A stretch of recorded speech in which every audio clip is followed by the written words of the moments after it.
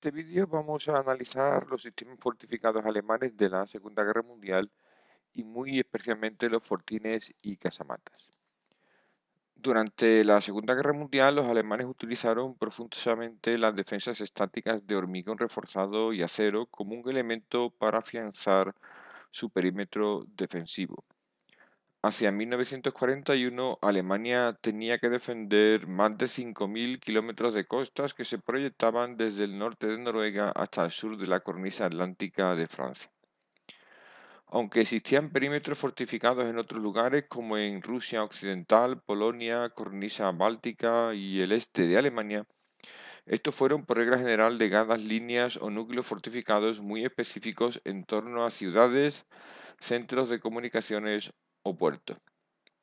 La única excepción fue la famosa línea Sigfrido, también conocido como Muro del Oeste, diferente al Muro del Atlántico, que era la línea de defensa fortificada frente a la más que probable invasión aliada, que finalmente, como todo el mundo sabe, tuvo lugar en Normandía el 6 de junio de 1944. La línea Sigfrido, que discurría por más de 600 kilómetros desde el norte de la frontera alemana con Luxemburgo hasta Suiza, dispuso finalmente de más de 18.000 puestos fortificados, principalmente fortines y casamatas de diferentes tipos. Completada en una primera fase entre 1938 y 1940 ante el temor de un hipotético ataque francés, fue finalmente ampliada y enormemente fortificada entre 1943 y 1944. A pesar de que la doctrina militar alemana se basaba en la rapidez de movimientos, la mecanización y el empleo combinado de armas, las rápidas victorias de 1939 a 1940 ampliaron sus fronteras en varios miles de kilómetros y forzaron al régimen a tomar medidas preventivas ante la hipótesis real de una invasión. Es de esta manera como surgió la necesidad de crear defensas estáticas sólidas, bien defendidas y fuertemente artilladas, que acabaron sembrando Europa de fortines, casamatas y búnkeres. En esencia, un fortín es una estructura cerrada o semicerrada construida por hormigón armado, a veces reforzada con acero laminar, que dispone de una o varias troneras para incorporar en ellas armas de fuego de diferentes calibres. Por su parte, el término casamata está más relacionado con lo que llamamos comúnmente como búnkeres, aunque en realidad un búnker es una estructura bajo tierra. En líneas generales, una casamata o búnker en superficie se refiere a una estructura igualmente de hormigón reforzado más grande y que usualmente solía albergar armas de mayor calibre. Los alemanes desarrollaron una gran variedad de fortines y casamatas que suelen clasificar en tipos. Actualmente han sido descritos más de 600 tipos diferentes. Las diferencias entre unos tipos y otros estribaban en el objetivo a defender, la disposición del terreno, el calibre de las armas y la guarnición que debía defenderlo.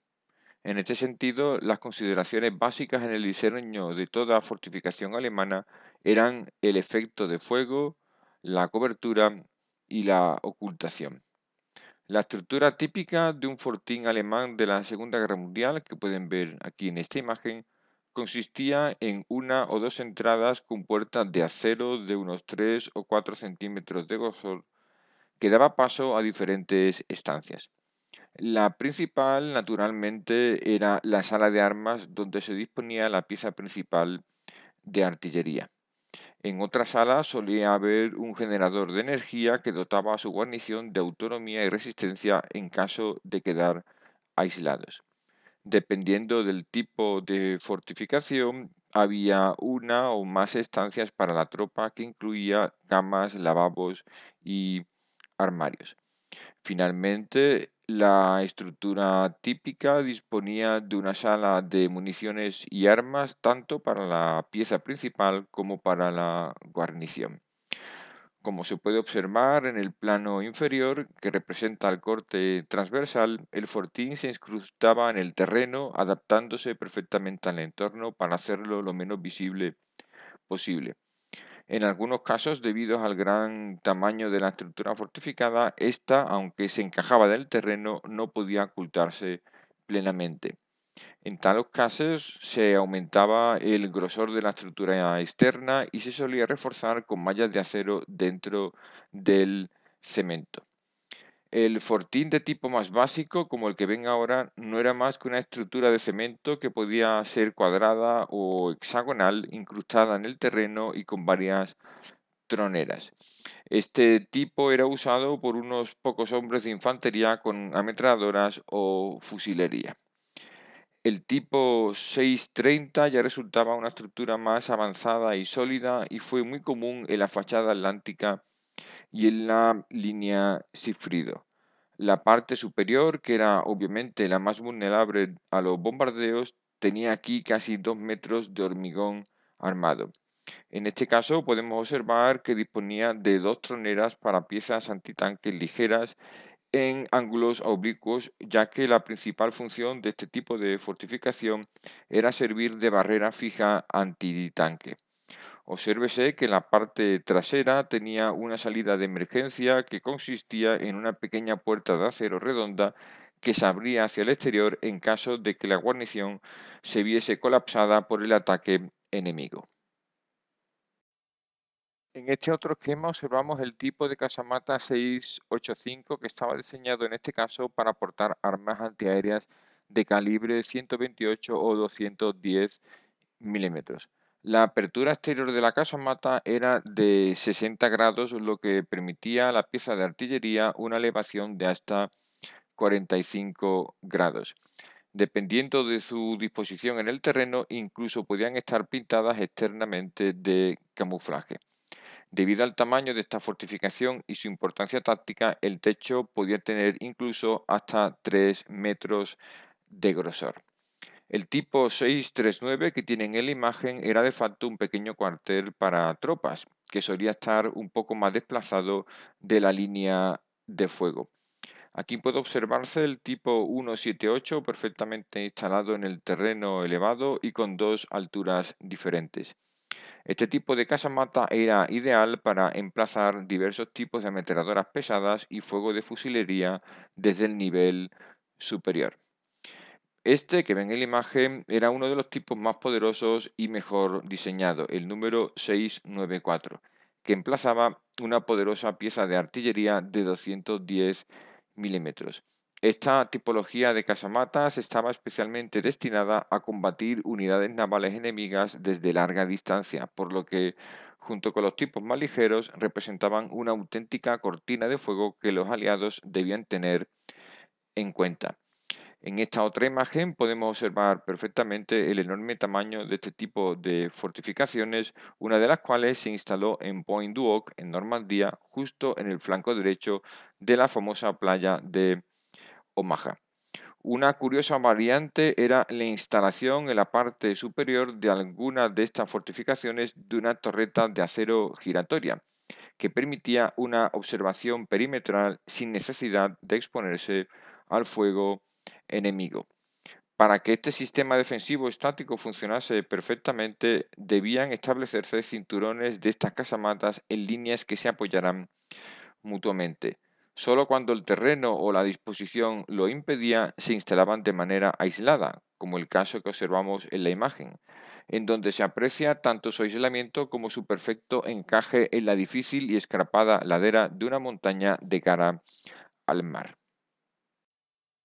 En el muro del Atlántico, que fue donde se concentró el mayor número de estas estructuras defensivas, se añadieron obstáculos justo delante y en los sectores laterales para evitar el desembarco o, en su caso, para que los enemigos se viesen obligados a exponerse al fuego procedente de fortines y casamatas. En la imagen puede ver uno de ellos, denominado puertas belgas, y que consistía en una estructura de hierro que asemejaba a una puerta que quedaba sumergida con la marea alta y dificultaba la entrada tanto de lanchas de desembarco como de elementos acorazados una vez bajaba la marea. Otros obstáculos consistían en estructuras de madera ancladas en el suelo, como pueden ver en la imagen, y que en muchas ocasiones disponían en su parte superior de minas antipersonal o antitanque absolutamente invisibles con la marea alta y que generaban un abigarrado y enmarañado sistema muy difícil y peligroso de sobrepasar. Pero sin duda uno de los obstáculos más famosos eran estas estructuras en forma de tetraedro que ven en la imagen y que eran conocidas con el nombre de espárragos de Rommel, ya que al parecer fue él, como mariscal encargado de las defensas del muro del Atlántico, quien las ideó.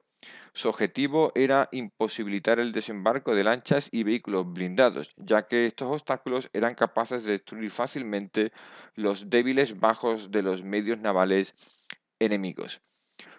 Toda esta línea de fortificaciones y obstáculos se articulaban para crear triángulos de fuego cruzado que convertían el asalto en toda una aventura de alto riesgo.